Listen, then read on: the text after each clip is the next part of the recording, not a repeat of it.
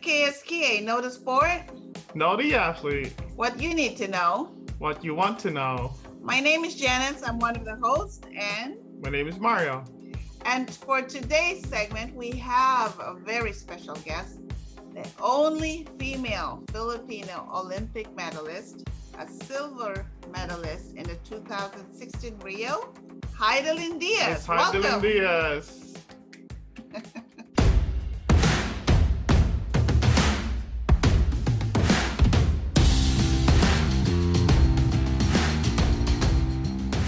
Hello. Yeah. Thank you for inviting me here. Hello. Thank you so much. Yeah, we're very grateful for accepting our offer for an interview. So for some of the audiences, for I'm sure some of you guys know, a lot of you guys know Hidilyn, but I just want to highlight what I actually had to look up how many medals you've had. 13. That's an amazing feat for a female athlete. Yes. And I was just looking at wow, every year you've had a lot of big competitions every year. So a big congratulations. And I know you're training, your time is pressed and your training is upcoming for the 2020. So 2021 Tokyo Olympics. So our first segment, so we have to know the sports, because that's the name of the show. So some of their audience probably get confused. What's powerlifting? What's an Olympic lifting? So my first question to you, Heidi, is what's the difference between Olympic lifting and a powerlifting, so that our audience will understand? Okay. First, I'm a weightlifter. Yeah. And weightlifting has two events. Snatch, the one that you lift from the bottom to overhead. Uh-huh. Then clean and jerk is clean and jerk, like the Darna one, not the Darna one. But powerlifting, usually it's the exercises we do to strength. In weightlifting, it's a strength exercises for us, a weightlifter. But in powerlifting, it's like back squat, deadlift, and bench press. So they have three exercises: the bench press, the deadlift, and the back squat. Yeah. So it's sort of a preparatory weightlifting component for Olympic weightlifting. Yeah, and weightlifting, it's more scary. Because you are alone in the podium, not podium, but in the weightlifting platform. Because you're literally singing in the platform or stage, then you will see a lot of audience looking at you. You're alone. Unlike in powerlifting, there's spatter at your back, that one spatter. So there's a lot of somebody behind you, or there's a lot of environment where they could assist you, and it's more interactive versus, of course, when you're doing Olympic weightlifting, that's it, you're alone, nobody can spot you, right? So and weightlifting also, it's the flow of the competition is different from powerlifting. Weightlifting is intense, the flow and the attempts. So Olympic lifting, it has 8 categories. So this upcoming Tokyo Olympic, what category are you gonna be? Actually, for an Olympic World Championship, we have 10 category. 10, it's not 8, okay. Yeah, 10, But in Olympics, we have only 7. 7 for women, 7 for men. So I will be competing in 55 kilograms category. Next to, because the first category is 49 kilos. So next to that is 55 kilos. The one in Rio, you competed in what, 53? Was that 53? Yes. In Rio, I competed at 53 kilos category. So now she's going up 55. Yeah. It's Now, more advantage for me. It's more advantage because I like because my body weight's like I competed before, my natural body is like 60. I have to drop to 53. So now 55, I have only to build more muscle, build more strength. Oh, And then, wow. so this is much more comfortable staying in the 55 for you. Because Yeah. oh, and this is your 4th Olympic. Yes. Imagine, Yes. like I'm thinking about, wow, that's a good. Well, you started since you were 17, right? So you're talking about practicing, right? And I started weightlifting at the age of 11 years old. Oh, wow. But I started doing Olympic, participating in Olympics is 2008. So I was 17 years old. wow. Now, so my question is was it always been lifting, or do you have any sports in mind, like, you know, before transitioning, or it runs in the family, or how did it happen? Like, you just decide like, I'm gonna go powerlifting, or do you have somebody encourage you or inspire you to do Olympic lifting? At first, I just get curious with my cousins, boy cousins, because they do weightlifting. You know, when you're in the province, they do sports in the backyard, right? They do sports in the empty lot. Then, yeah, that's how I started. But I have sports before, but I'm not good, and I don't like doing other sports like basketball, badminton, volleyball, because I usually lose and get hurt. Oh, And I'm not really good in interactions, and so that's why I'm like, when I join weightlifting, I feel like I belong to the sports. I belong. Then I like literally beat my boy cousins, and it's like, oh, yeah, because when I do other sports, they can like defeat me. I usually like always crying because they bully me. Oh, you're not good. But now with weightlifting, I'm strongest. I'm the strongest with my boy cousins. How did you then, as a young kid, like how were you able to build that foundation? You know, you started at 11. How did you find somebody to give you that foundation that got you into weightlifting at 17? Actually, I started with my cousin from his studying college. Then we do it first with ipil-ipil. Then after that, we do after, you know, the cemento, yung cementong, yeah. The one we make? Cemento, yeah. You just have to remake it. Then next is like after that, you know, when you're in the province, after that, we upgrade to the mags of the jeep. So we just have to do the then mags of the jeep. Then after that, I think after 3 months, we get offered to train in a weightlifting gym, because in Zamboanga weightlifting is really known.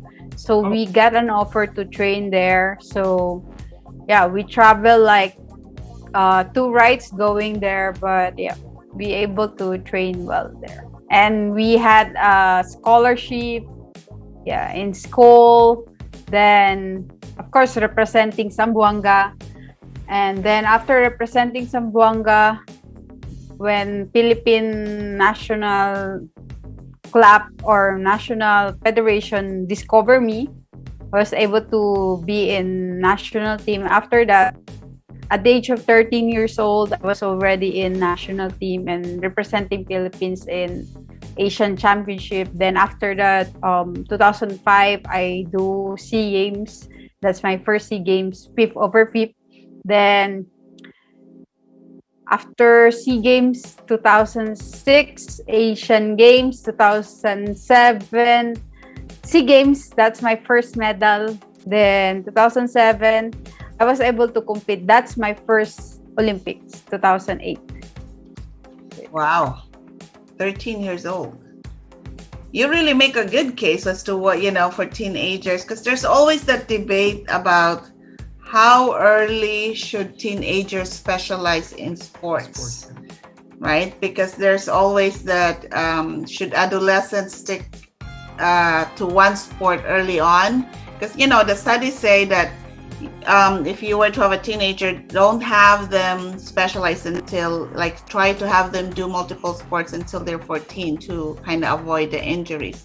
But you started also very young, and you were already doing weightlifting, and definitely you make a good case. You know, should girls lift? Should they do weightlifting? You know, and especially you're a female athlete. A female athlete also has its challenges because we have our hormones, we have our cycles, we have our specific biological processes. So I think that's really good, you know, because you're sort of like bucking the trend of, you know, I think, you know, you're as a female athlete and being a weightlifter and being I'm not going to call you a bodybuilder, but, you know, building that strength and muscle. It's very inspiring for our young teenagers. And it's another thing that, you know, that strength, you cannot go wrong with getting strong, right?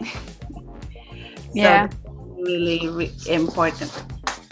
Was there any struggle? I know with the pandemic, and I think you probably got into the zone with lifting and everything, and then suddenly you heard the news that it was moved, right?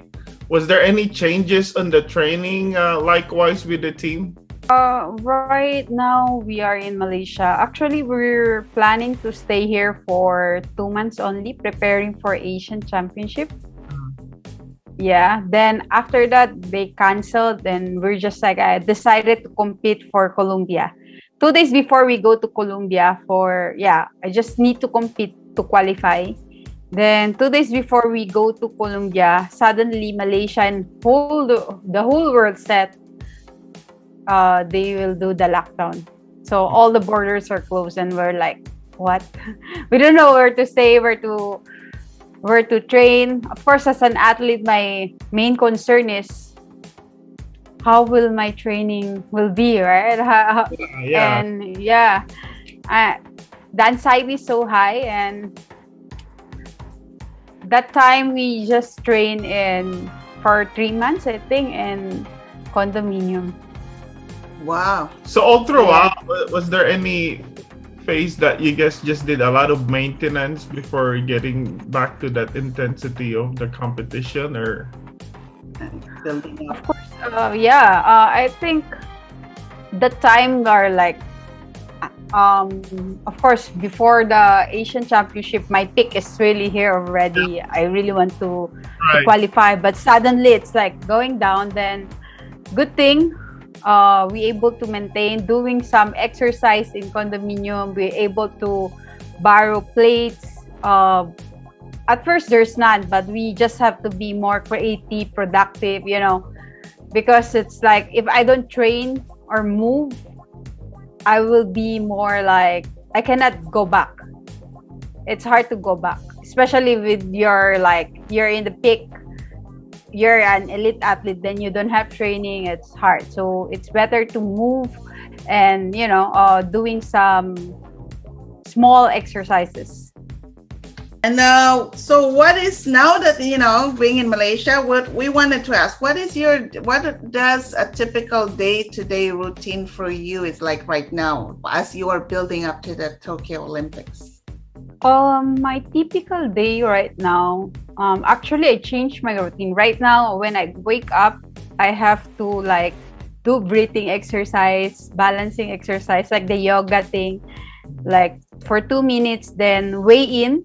Sometimes I need to weigh in, check my weight because, you know, my weight. Then after that, I have to eat, then train. It depends if I have morning and training exercise. So I have to train morning and afternoon. Then, of course, in between food, yeah. Then after that food, then massage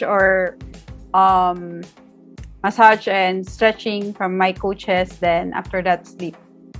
Usually, I sleep 8 hours a day. Wow. Yeah. Yeah, I have to. I have to. Yeah. Recovery. That's the biggest factor. You know, I I was looking at, how you're doing your clean and jerk and your snatches and the forms, and it's easy to understand why the common injuries would either be of course, your back, your spine, a shoulder, or your knee. So, how about you? What has been your most challenging injury that you have experienced while training? I think right now I don't have injury, but way before like 2014, I had like my knee.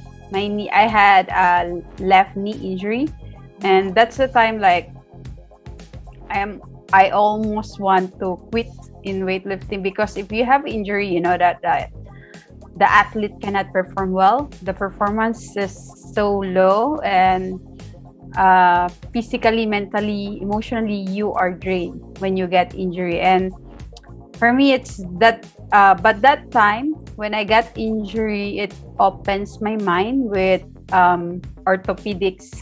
I go with the doctor because of course I want to perform still, and because I as an athlete before, I just do weightlifting. I don't believe in other people. I just so focused with what my coach will tell me. My former coach will, this is what you need to do. But I don't believe with other thing. Sports nutritionist, sports psychologist, or PT. I have to narrow-minded, close-minded athlete. I used to be like that, and when I got injury, of course, when you physically, emotionally drained, and I realized that I love my sports, and I don't want to like be a loser forever. I need to go to the orthopedics. I need to go to PT. Yeah, I need to listen, and that's why that time, as an athlete, I go to PSC, the MSAS. Then I just book there and schedule for my SNC training, PT. Then I had also like every week with the session with some doctor in Ortigas. Then my next injury is I remember when I was young, my back. Yeah, I had my injury back because I did not build my core. Then I had my injury in Olympics, Rio Olympics. I have my shoulder injury. I have a left the left injury. Yeah, it's really hurt, but good thing I was able to do my best in Olympics Rio. Good thing now, yeah. But I think my as an athlete now, always in weightlifting, because in weightlifting you have to do it balanced, right? You do have to like, but I think I feel like I'm always conscious with my muscle imbalances. Whenever I feel like there's like when I lift, then I will be like that. I will be like, okay, I need to talk to my coach, and I feel like this is wrong, and this is I'm really like conscious with that, because I know when you feel like there's imbalance, sometimes it will lead to pain, sometimes it will lead to injury. That's why when I started to feel that, I just go to my sports, with PT or with my coach, and I have to tell them that I feel something, that I'm here, and how we will have to address it. Do I have like, I have to address is my glutes not firing, or my core is not activating,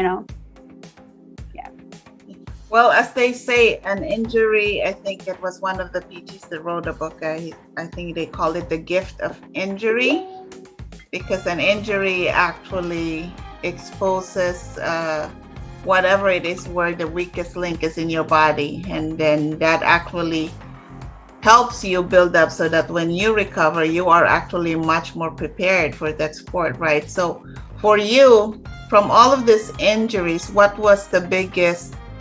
If I were to ask you, what was the biggest thing that you have learned from these injuries that you've had? For me, with the injuries, it opens my mind.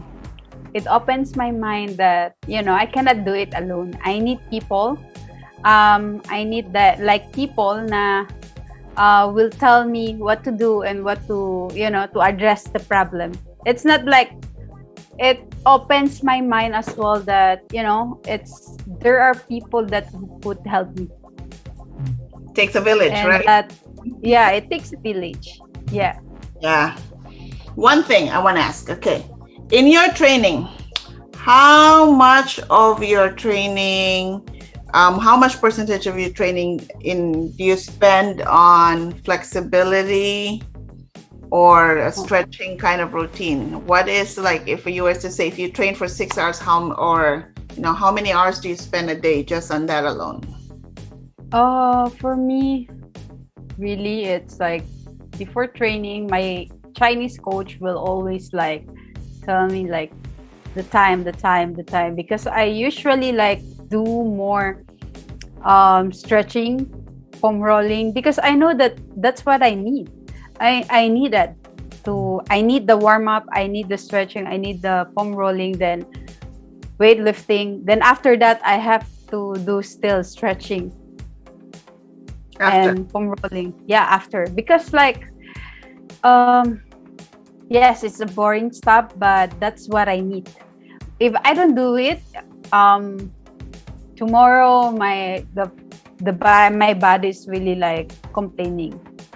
So that's the way for me to maintain and sustain. Even though I'm 30 years old now and like 19 years already in sports, I feel like I'm still young, and of course I'm still young, but when you get old and when you do the sports for how many years, you will feel the pain.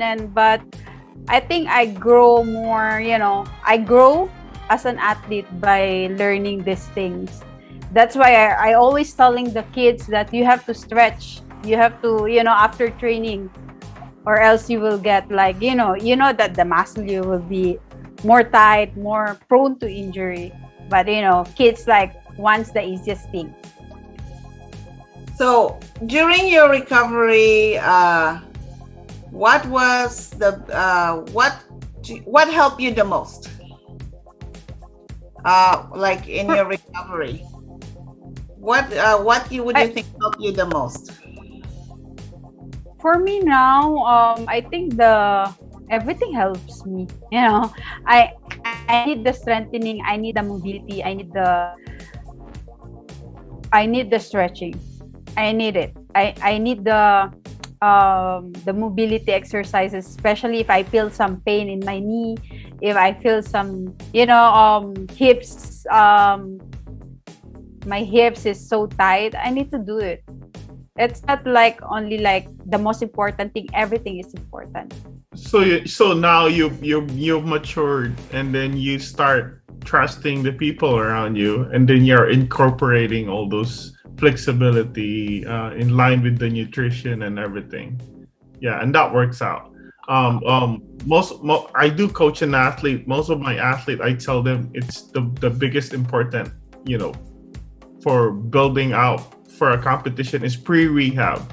So we call it pre-rehab. Like in that way, you're proactive with what you do. You want to make sure you have fully warm up. You have all flexibility. But a lot of athletes, where most of the injury happens, is when they don't do anything after workout. It's like, I'm done. I'm good. Then they start leaving. So that's the biggest, mistakes in all elite athlete. So that's good. You already established that routine. So that's amazing.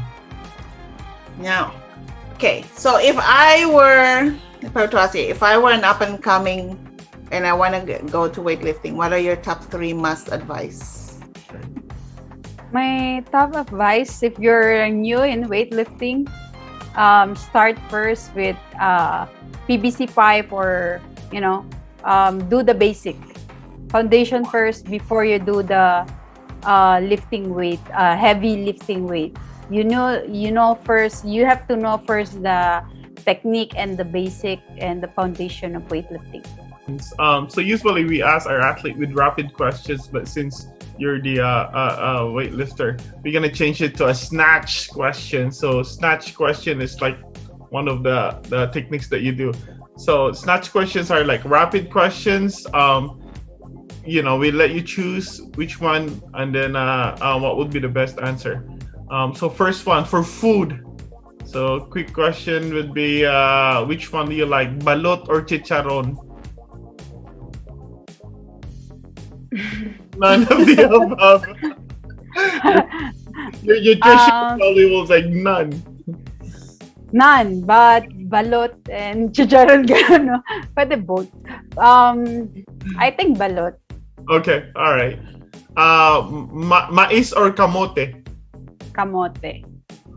Good choice. Ito, priority, sleep or workout?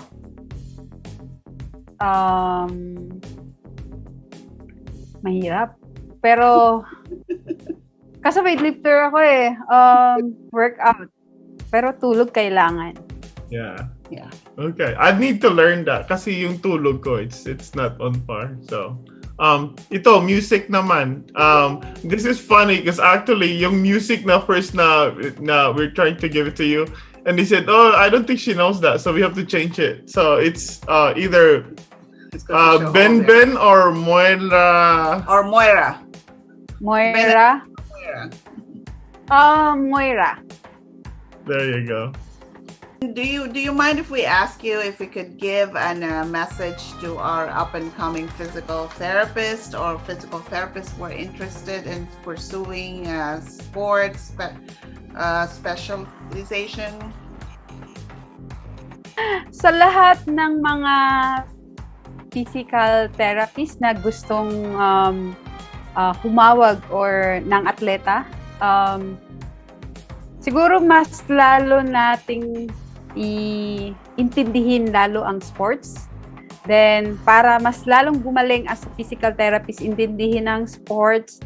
Tapos, kailangan natin maging open-minded sa, like, mag-attend sa seminars, sa workshop, para mas lalong matuto at para, alam mo, mag-increase yung knowledge natin about physical therapy sa sports and alam mo yung as a physical therapist also, like, isa kayo sa mga tumutulong sa aming mga atleta. So, nagbibigay din po kayo ng inspirasyon sa amin sa pagbibigay ng serbisyo sa aming mga atleta. So, maraming salamat po. Wow. Thank you. That's very nice. That's very nice. So Miss Hidilyn, do you have any message for our fellow athletes in the Philippines or all over the world? Sa lahat ng mga Filipino athletes and mga young generation na athletes, dream high, then train smart, be surrounded with PT, sports scientist people, at makinig sa kanila kung ano yung mga suggestion nila. Kasi ito yung tutulong sa atin para ma-achieve natin yung dream natin. Kayang-kaya nyo yan and sundan talaga ano ang payo ng mga physical therapists. Well, thank you, Hidilyn. It's been an honor. It's been an honor, and what you did to the country. I mean, like, you did amazing. So we're good luck in Tokyo Olympic. You know, we're cheering for you. We support you all the way. Like if you have any questions, please feel free to contact us. Okay. Thank you so much. Thank you so much po. Thank you. Well, and that concludes our episode. And thank you. Thanks for your time. Please don't forget to follow us in the link. It's gonna be in the bottom. Follow us in Facebook. We're gonna be in YouTube, and give us your feedback. Let us know how we do and how we can improve it. And but other than that, we learned a lot. It was a great talking to Hidilyn. It was a pleasure. So now you know the sports. And now you know the athlete. So you're know-it-all host. I'm Mario. And I'm Janice. We'll see you in the next one. Thank you.